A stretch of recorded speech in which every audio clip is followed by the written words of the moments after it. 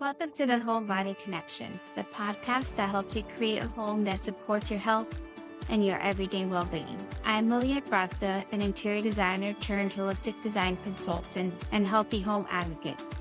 Inside each episode, we'll explore the powerful link between your environment and how you feel, from hidden toxins and indoor air quality to everyday habits, materials, and the small shifts that make a big difference. My intention here is to offer calm, grounded guidance that helps you make informed and confident decisions for your home and your family. Before we begin, just two quick notes. First, every home and every family is different. What I share here is educational and meant to empower your decision making, not diagnose, treat, or replace professional advice. Second, everyone is welcome in this space.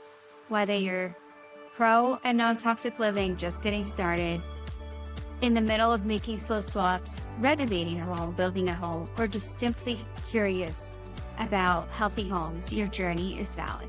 There's no perfectionism here, no fear, no all or nothing thinking, just aligned and informed guidance that meets you where you are. I'm so glad you're here. Now let's dive into today's episode. Hey everyone, and welcome back to the Home Body Connection. On today's episode, we're going to have a conversation that I think everyone here needs to hear. We're going to talk about the toxins hiding in plain sight in our homes, our routines, and the things we use on a daily basis, and why these exposures matter so much more than most people realize. So now if you're someone who's already familiar with making swaps to clean up your diet or switching your personal care product or cleaning products, but you still feel like there's more and you don't have full understanding of everything, then you're not alone. Today's episode is designed to offer clarity on the topic rather than fear, because I know there's a lot of information out there and it's hard to cut through that and understand what's true and what's not. And that's why I want to be here to offer clarity so that you can make your own confident decisions, because when we understand what's really going on, we can begin to shift it and make decisions in a confident way. So to start off, you've probably heard stories in the news about things like toxic chemical spills or cancer-related ingredients in things like sunscreen or air pollution warnings and things like that. What I want to say there is that a lot of times those headlines spark fear, but don't really offer real solutions. And that's part of the reason that I started this work, because I feel that information without grounded guidance just creates a lot of anxiety for everyone. And we really don't need more than that, right? Because part of the problem is so much information and overloading our nervous system and creating this stress, right? What we need more of is clarity and discernment and a confident way to move forward. So that's what I'm hoping to give you today. So in today's episode, we're going to do two things, basically. We're going to zoom out and look at the big picture of environmental toxins, and then zoom in a little bit and talk about everyday exposures that could impact your health and well-being and what the first steps are to start to reduce them. So let's start off by talking about the exposures we don't see, right? A lot of people, when they hear environmental toxins, they may think of their car exhaust or oil spills or the smoke in the air. And although, yes, those are harmful, they're not the only ones. The exposures that I'm here to focus on and talk about are the invisible ones, the ones that live in here, in our home, in our space, in our routines, in our shampoo, on our furniture, the materials that our home is built out of, things like that. These are what I like to call the low-level chronic exposures. They're exposures that might not send you to the ER, but that quietly accumulate day after day and over time. And they can contribute to things like hormone disruption, immune issues, infertility, asthma, brain fog, anxiety, even cancer. And honestly, the list goes on. And I know that sounds heavy, but I want to remind you that, again, I'm not here to instill fear. It's just about creating awareness because I'm a firm believer that when we become aware, we can reclaim our power. So, why do small exposures matter? Some people may ask, but if I'm just getting exposed a tiny bit, does it even matter? And the answer, especially when we're talking about hormone disrupting chemicals, is yes. Because our endocrine system is so sensitive that even small exposures to certain chemicals can have big effects. And those exposures aren't happening at once, they're happening all day long in layers, right? We basically just think of your body as a bucket. And if you think about it, if you keep adding slowly, day over day, week over week, month over month, year over year, little by little, all these toxin exposures, you're bound to get to a moment where your body can only take so much and it's going to overflow, right? So just think about it. One little layer of conventional laundry detergent, another little layer of VOCs from the paint in your home and your couch cushions and your furniture, another little level of exposure to all the plastics from plastic containers in your home. All things like that, they add up. And I'm not speaking out of thin air here.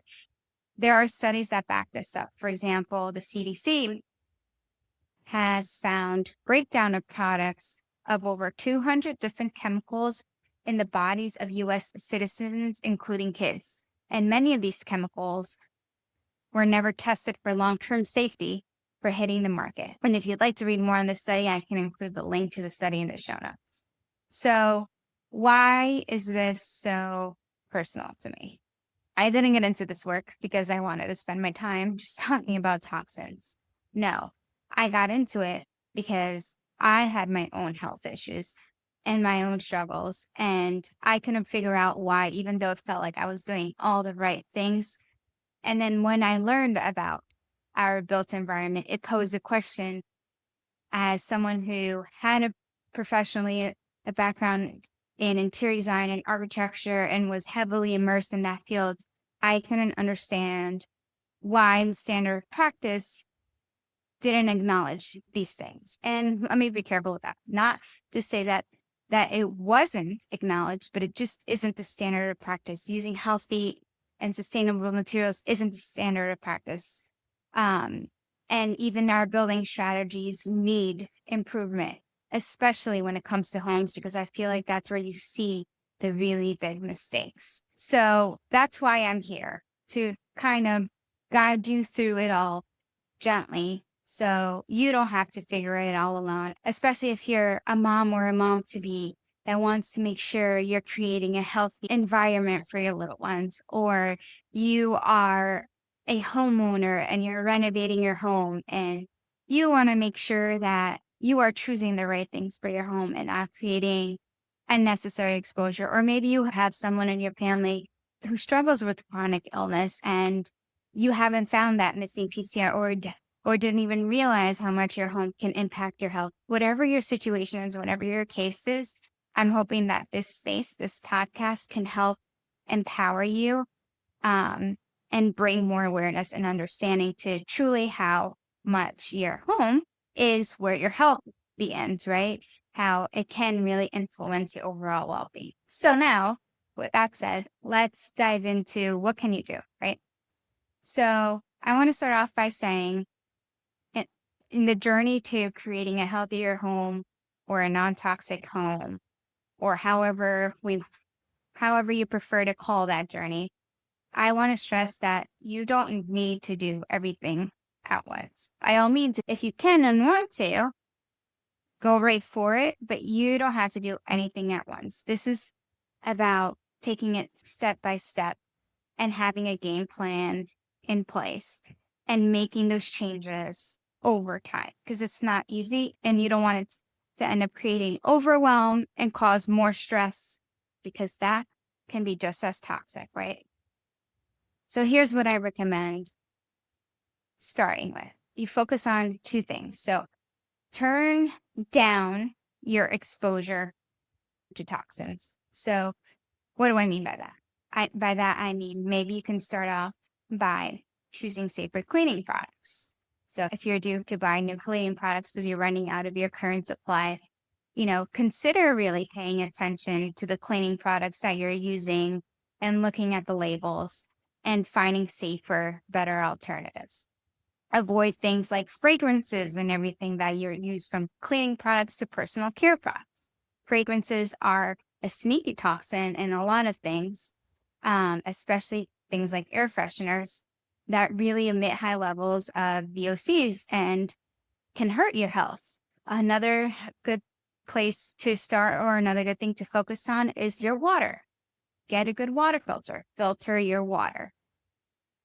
And then lastly, be mindful of the materials and the products you bring into your home. And you don't have to be doing a renovation to do that, right? So if you're taking on a little project like painting walls, pay attention to the kind of paint. Be mindful of what furniture you're bringing into the home, what those materials are made out of. Be mindful of the curtains, your bedding, things like that. And now if you're taking on something like a renovation or a build, then that's also when you get taken to the next level and really think about the actual materials they're using to build in your home. Because unfortunately, a lot of materials out there are filled with things like plastic and formaldehyde and very high in VOCs. So those are all things to think about.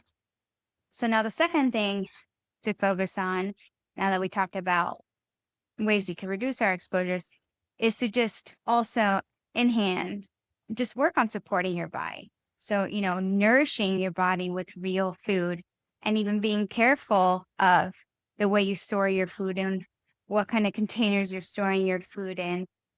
Drinking a lot of water, getting good sleep, moving, sweating, things like that. All of that is key. And then lastly, on the topic of stress, is to not focus on being perfect in this new journey, to remind yourselves and give yourselves grace that this is a journey. It's not about being perfect, and it's not about overhauling everything overnight.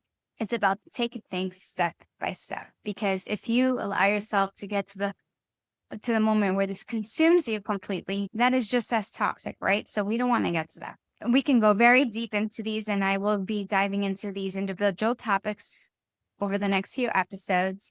But very high level, all of these are very small but powerful shifts. And again, they're not about perfection. It's just about being more intentional now that you have this awareness. So to kind of end off this episode, here's what I want you to remember. Yes, our system is flawed, and between the way our homes are built to the products on our shelves, the system is flawed. And there's a lot out there, and it's not all safe, and it can feel overwhelming. But I want to remind you that you are not powerless. You have so much more control than you think. Every decision that you make is a vote for your health and your future. You can't change the past and what you didn't know, but now being aware, you can change how you move forward. So with that said, in our next episode, we're going to specifically dive into the kitchen and toxic exposures there. So think about things like cookware, storage, food packaging, and all of that. And in the meantime, if you want to be able to get started and learn a little more, you can grab my free 10-minute healthy home checklist, which is a great first step if you're ready to start lowering your toxic load. So thank you so much for being here and spending time with me today. If this episode gave you any clarity or encouragement on things, I'd love it if you left it a review or share with a friend. If you have any questions or any topics you'd like me to discuss, please feel free to email me at info@grassacollective.com. And until next time, take care, everyone.